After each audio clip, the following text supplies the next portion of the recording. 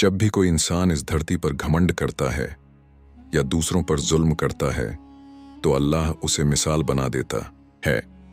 ऐसी ही एक मिसाल फिरौन की है, जो हजरत मूसा अलैहिस्सलाम के दौर में मिस्र का बादशाह था। उसका असली नाम वलीद बिन मुसब बिन रियाम था, लेकिन दुनिया उसे फिरौन के नाम से जानती है। फिरौन एक घमंडी, जालिम और बेरहम शासक था। वह गरीबों का हक छीनता था, उन्हें कम मजदूरी में कठिन काम करवाता था और जो उसकी बात नहीं मानते थे उन्हें मार डालता था। वह खुद को खुदा कहता था और लोगों से अपनी पूजा करवाता था। अल्लाह ने अपने पैगंबर हजरत मूसा अलैहिस्सलाम को हुक्म दिया कि वह फिरौन तक अल्लाह का पैगाम पहुंचाएं और कहें कि वह जुल्म करना बंद करे।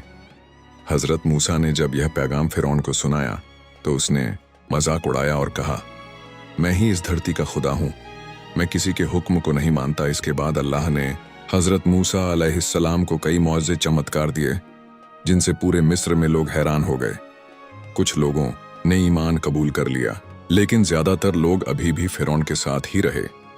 जब फिरौन को यह यकीन हो गया कि मूसा अल्लाह के सच्चे पैगंबर हैं, तब भी उसने जिद में आकर कहा, अब मैं मूसा और उनकी कौम बनी इजराइल को खत्म कर दूंगा। अल्लाह ने हजरत मूसा को हुक्म दिया कि रात के समय अपनी कौम को लेकर मिस्र से निकल जाओ। हजरत मूसा ने ऐसा ही किया। जैसे ही फिरौन को इसका पता चला, वह अपने लश्कर के साथ उन्हें मारने के लिए निकल पड़ा। हजरत मूसा और उनकी कौम चलते चलते एक बड़े दरिया नदी तक पहुंच गई। अब आगे पानी था और पीछे फिरौन का लश्कर। बनी इस्राएल डरने लगे और बोले, ऐ मूसा, आपने हमें फंसा दिया ना, आगे जा सकते हैं ना पीछे लौट सकते है। हजरत मूसा ने कहा, घबराओ नहीं, अल्लाह हमारे साथ है।